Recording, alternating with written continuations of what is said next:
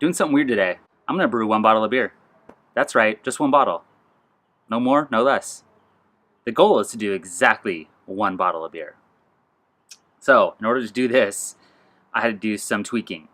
I normally do 1 gallon batches or up to 2.5 gallon batches. So I basically just took the beers from the program and scaled my recipe down to 0.35 of a gallon. With a 15-minute boil, that should get me to about 0.25 gallons. After fermentation, I should have about 0.12 gallons. And that's going to give me to about 12 ounces of beer. So today I'm doing a pale ale. And I'm going to do this with dry malt extract. So I have used dry malt extract to make wort starters with. So I'm going to just apply the same philosophy.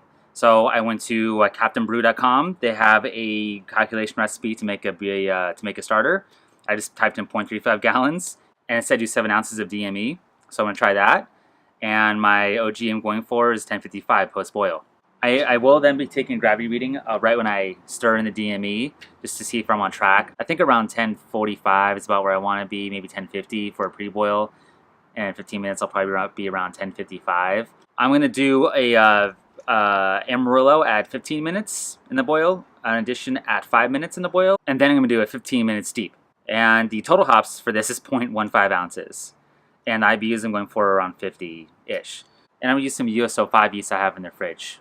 So this is technically somewhat of a pale ale. I guess it's not really a style. It's also kind of a great way to experiment with hops. So I might do a bunch of single hop experiments with this and see how it turns out. Because nothing to lose, right? It's 1 bottle. I got my measuring cup here. It's 5.5 cups is the equivalent of 0.35 gallons. And this is my boiling pot. So let's get started. You ever have those moments where you're like, this is a great idea. And as you start it, you go, I don't know why. I don't know why I'm doing this. Okay, got the water started, and this is carbon filter. I didn't know what I should do there in that sense, but couldn't hurt, right? I don't really want chlorine in this, even though it'll boil out here in the boil, but can't hurt.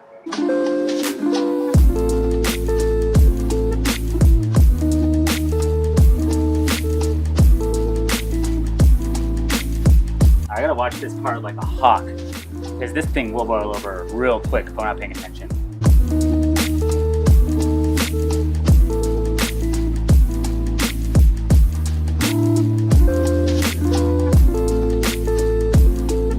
Alright, this is about at a boil. I'm going to take a gravity reading here.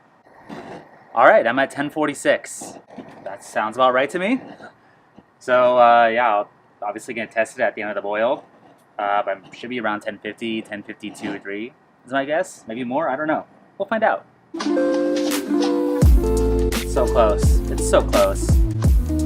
Nothing like sitting in front of a hot flame when it's about 90 degrees out. Feels good.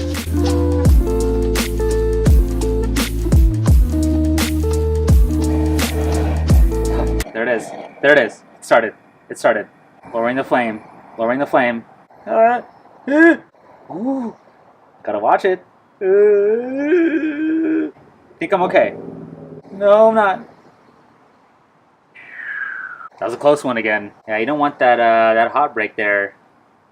All the proteins coagulate and they go nuts. Okay. Alright, now I'm gonna add the hops and the yeast nutrient. This is the hops for the entire beer. That's it. So I'm gonna add a pinch of yeast nutrient. I'm just gonna estimate this. Just a little tiny splash. I think half a teaspoon is normal for a 5-gallon batch. Yeah, I think next time I might do this in the kitchen because the flame is so inconsistent on this little tiny pot here. My scale isn't even reading these, it's so small. So I'm basically gonna break it into thirds by eyeballing. That's the right thing to do, right? That's about a third of the hops. All right, let's set this timer for 15 minutes.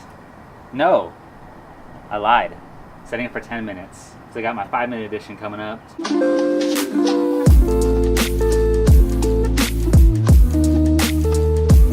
All right, just a third, roughly, of 0.15 ounces of Amarillo. 5 minutes left. Flame out. Steeping hops time.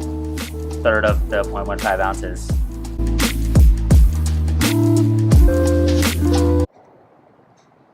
$10.60. So a little higher in alcohol than I wanted. It's going for $10.55. But yeah, it's not too far off. It's good to know that from 1040, what was that, 1046 to 1060 in a 15-minute boil for this volume is probably what's going to happen in the future as well. So if I do this again, well, I mean, we'll see.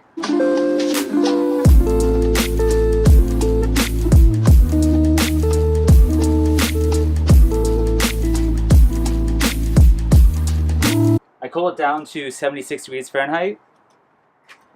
Close enough. Sanitize all this crap here. So yeah, I'm right there. Filled it there, the growler. Got this little packet of USO5 I've had floating around for a while. That should be good. I just did like maybe this much of the packet, like to there. Like right to there. So like there, like there to there. So yeah, that's it. Took me about an hour. All set and done. I'm gonna swirl this, get some oxygen into this, put an airlock on it, and bottle it in about 2 weeks. See you then.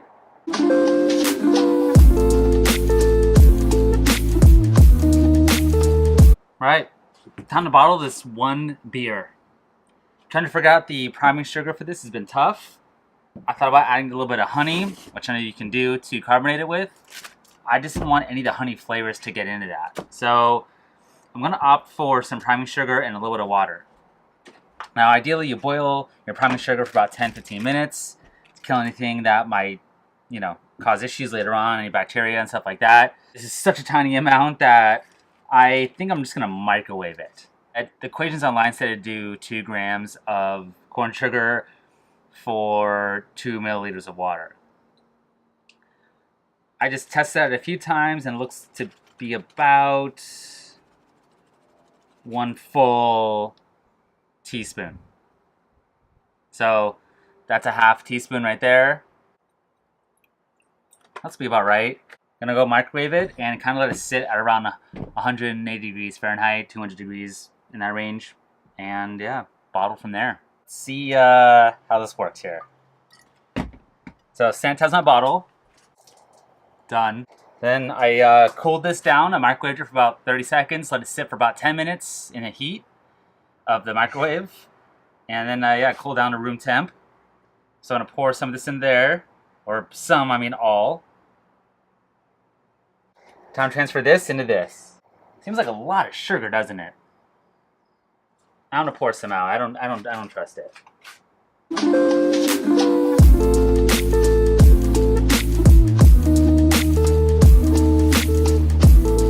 So it appears I do have 2 bottles with of liquid in here for sure.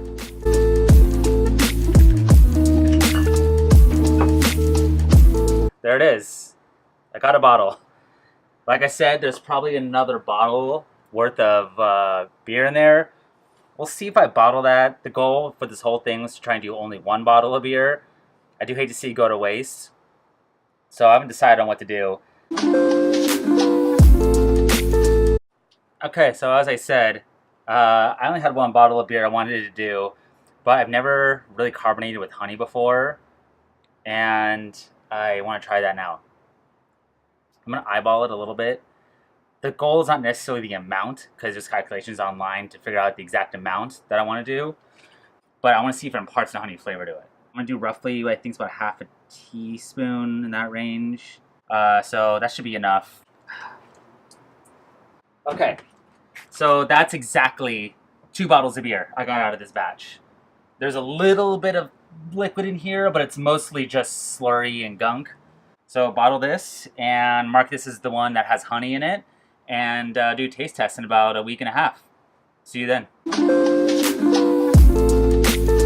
It's time to taste what was supposed to be 1 bottle of beer. Turned into 2 bottles of beer. But I was able to try and carbonate one with honey, and then one without honey and just regular corn sugar, just to see if there was a difference. Let's go with this one first. Carbonation isn't spectacular on that sound, but it is carbonated. Okay, so this is the non-honey one. Put that there next to the cap. One with honey. This is weird, because this is all I have of this beer. That's it. Just these 2 bottles. So this is a one and done. I'm not sure if I'm excited or if I like it. I don't know. Okay, so the honey carbonated. The corn sugar one is a little more carbonated here than the honey one. The clarity is about the same on each, though. So the smell is getting a little bit of Amarillo in there, like a little bit. But it's definitely more malt-driven than it is Amarillo, I'd say. That's actually pretty solid. If I had this at a commercial brewery, I'd be like, yeah, it's a pretty solid pale ale. Definitely a nice, like, citrus, slight mango, maybe. Yeah, definitely more citrus leaning, I would say. A little orange, but a touch of fruit there in the end. But the Amarillo hops, the balance is perfect on this for a good pale ale. Really refreshing on a hot day, actually. It's really lovely. Okay, let's try the one with honey. Or the one bottle conditioned with honey, I should say. So the aroma is very, very similar. I would say that this has more aroma than the honey one does. I'm not getting any honey in necessarily. Very, very, very similar in the taste. Almost identical in the taste. I'm hardly getting any honey aroma or anything out of it. I mean, it's there a little bit, like a tiny bit, but honestly, if you blind tasted me on these, I couldn't tell you what was what. I couldn't. But that's cool just to know, like, about a teaspoon or so of honey in there can bottle condition.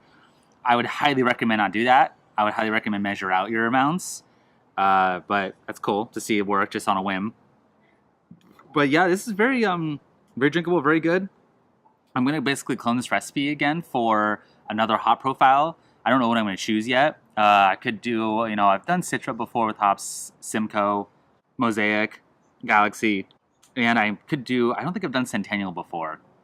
But it'd be cool to do like really weird experimental hops or hops that you are a little harder to find. Maybe some New Zealand hops. I brewed with Waimea before and Zythos. Those are kind of harder to find. Urillo is a hop that I know that I've seen around. I would love to brew with Idaho 7. It's a little harder to get. I've looked around online and it's always sold out.